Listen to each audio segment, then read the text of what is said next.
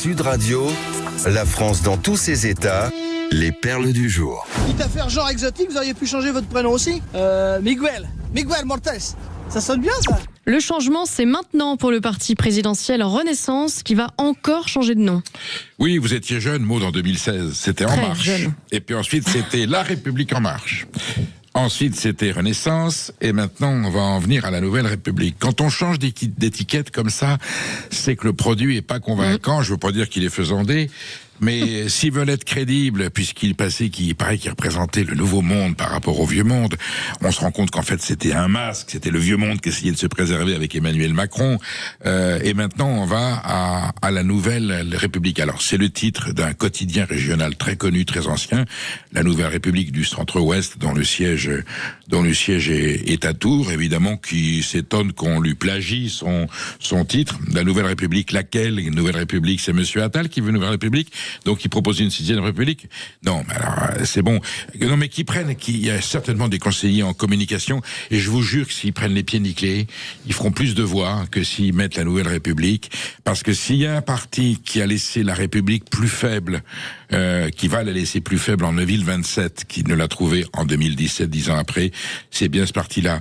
Alors je conseille à Gabriel Attal de consulter tous les spécialistes des formules qui mettent un truc de Père Noël avec un nez rouge, enfin ce qu'il veut, mais la Nouvelle République, non, qui laisse la République en paix. Je pense qu'ils lui ont fait assez de mal pour l'instant, sans en plus pouvoir s'en prévaloir avec le mot nouvelle. Alors que tout ça, ça sent un peu le périmé. Les pauvres, c'est fait pour être très pauvres, et les riches, très riches. Voilà. Le français moyen est désormais moins riche que son voisin européen. C'est l'INSEE qui le révèle, Perico. C'est la phrase favorite de mon fils aîné. Quand il était gamin, il venait de voir le film La Folie des Grandeurs, et un jour en pleine rue, il dit à mon épouse, maman, les riches, c'est fait pour être très riche. Je vous raconte pas la tête des gens qui étaient autour. Quelle éducation. Quelle éducation. Eh bien oui, l'INSEE révèle que depuis 3 ans, le revenu, les Français moyens, le revenu moyen des Français est désormais, qui sont donc moins riches, donc ils sont plus pauvres. Le Français moyen est plus pauvre que la moyenne des pays européens. Il n'y a plus que la Pologne peut-être et le Portugal qui est derrière nous, mais ils nous rattrapent. Les Allemands et les Danois ont pris carrément des devants depuis 75, depuis qu'il y a cette étude. C'est un signal de l'appauvrissement de la France. On a cherché à comprendre pourquoi, parce que vous savez qu'on est un pays à forte productivité et que cette productivité jusqu'à présent permettait de compenser les carences de notre société, de notre économie.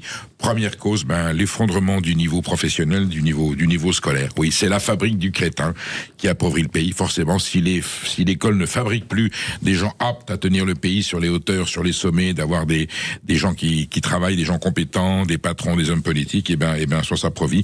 Et là, aujourd'hui, on est en phase d'appauvrissement. Donc, si vous voulez vous enrichir, alors d'abord, attention, et on en parlera tout à l'heure de 13 à 14 heures, dans quelle école faut-il mettre ses enfants pour que la France reste un pays riche et que notre revenu moyen retrouve sa grandeur.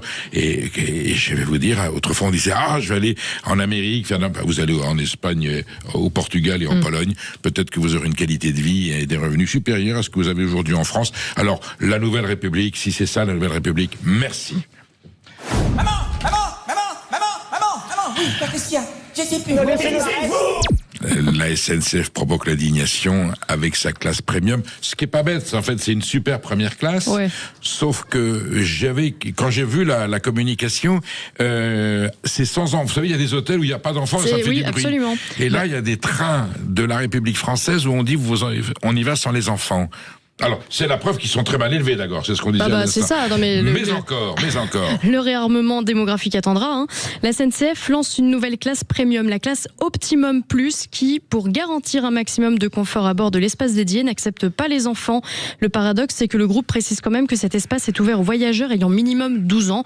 Alors, chacun sa conception de l'enfance, bien sûr. Une façon de dire finalement que les hurlements incessants de bambins ne sont pas les bienvenus, mais qu'un gosse de 12 ans qui chahute, ça peut se calmer. Il n'empêche que cette annonce a fait grincer les dents, à commencer par celle de Jean Castex, le tout nouveau président de la SNCF, qui a pris la parole hier lors d'un déplacement à Lille. Il s'est dit sidéré, considérant ce projet de fou et ajoutant que la SNCF est à des années-lumière des polémiques No Kids. Il a martelé que les enfants étaient évidemment les bienvenus et que la SNCF s'adapterait pour qu'ils le demeurent. Il a également rappelé qu'en 2025, 8,4 millions d'enfants ont pris le train sur le réseau SNCF. Une très forte progression par rapport à 5 ans auparavant. Ce serait quand même dommage de se priver. Eh oui. Voilà, c'est incroyable. Alors en même temps, il veut défendre l'image de sa. Alors on comprend que. Mais ceci dit, il y a des voyages insupportables parce que les parents sont incapables de faire taire leurs gosses et vraiment ça rend fou. Maud, je pourrais faire chacune de mes humeurs quotidiennes sur les sujet, enfants qui crient. Et le reste, voilà. Mais les enfants, c'est vrai. Alors, mais bon, interdire les enfants. Éduquer les parents. Hein. Est-ce que c'est constitutionnel? Quelle est la réglementation qui permet à un transport en public de dire il y a une forme de ségrégation? Un jour, ça sera quoi? Ça sera les gros et puis les très vieux qui ronflent, vous voyez. Donc, je ne sais même pas si légalement... Non, mais je pense qu'il faut l'envisager très sérieusement. Il faut l'envisager très. Bonsoir les filles. Ah, les filles. Les inégalités salariales persistent entre les hommes et les femmes. C'est une mission d'information parlementaire qui confirme. Perico, rendez-moi mon argent. Mais oui, c'est incroyable parce que c'est un combat ancien, c'est au cœur du débat politique. On s'est dit bon, alors il y a une amélioration par rapport à ce que ça a été. D'abord, vous mettez à travailler les femmes alors que vous étiez au foyer pour élever les enfants si longtemps, voilà. Et aujourd'hui, heureusement que vous êtes là d'ailleurs pour travailler parce que l'homme français, je suis sûr qu'il travaille moins que la femme. Oh, allez, non. C'est Tombons gratuit. pas dans la caricature. Mais je voulais vous faire une fleur. Oui, voilà. Donc constat que les inégalités entre hommes et femmes sont peut-être en amélioration, mais l'écart reste énorme, surtout dans certaines professions, et qu'on voit bien que les mentalités n'évoluent pas, et qu'il y a encore des postes, et qu'il y a encore des patrons qui considèrent que les missions n'étant pas la même, la responsabilité n'étant pas les mêmes, et pourtant on voit des femmes dans l'armée, enfin on voit des femmes dans la gendarmerie. Je parle des métiers à risque. On voit des femmes pompiers, on voit de très grandes chefs d'entreprise, on voit des journalistes pertinentes, et malgré tout cet écart persiste. Est-ce que c'est dû à une immobilité mentale de la classe politique française qui ne veut pas prendre, je ne sais pas si c'est l'histoire de législation, peut-être que oui, il suffit de prendre des réglementations, on fait des quotas terminés, un peu comme la parité électorale, on dit voilà, il y a un homme, une femme, et ben là on dit salaire égal, on n'en est pas là, donc encore un vaste programme à creuser pour notre classe politique, et j'entends que la gente féminine attend d'être à égalité. Voilà, est-ce que les hommes vont est-ce qu'on pourrait faire un impôt en disant vous gagnez trop, on va avoir une taxe pour compenser le manque de pouvoir d'achat de certaines femmes. Ça serait un très joli sujet. Made in France, pas made in Taïwan. Quel enfer. Ça vous a coupé le souffle là, Perico. Bah oui. Bon allez, le prince de la quenelle qui appelait à crucifier les laïcards dans l'un de ses raps, ambassadeur revendiqué d'une association proche des frères musulmans, qualifiant Rachel Kahn de rescanpé, c'est drôle hein. Ouais. Eh bien c'est celui-là même qui pourrait figurer sur une liste de la France insoumise, Médine au municipal, en l'occurrence en tête de liste au Havre. Médine, maire du Havre, c'est l'intitulé d'une émission publiée en décembre dernier sur YouTube par Le Média, porte-parole de la France insoumise, dans laquelle le rappeur revenait sur sa carrière, évoquant la ville dans laquelle il est né et partageant ses positions politiques. Au premier abord, le titre fait plutôt sourire, sauf que la France insoumise aurait vraiment approché Médine Zawish pour qu'il devienne sa tête de liste au Havre, selon les informations du Point. Le rappeur aurait refusé, sans pour autant démentir ses ambitions politiques futures, c'était moins une.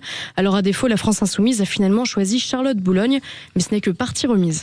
C'est incroyable parce que la France insoumise ose tout.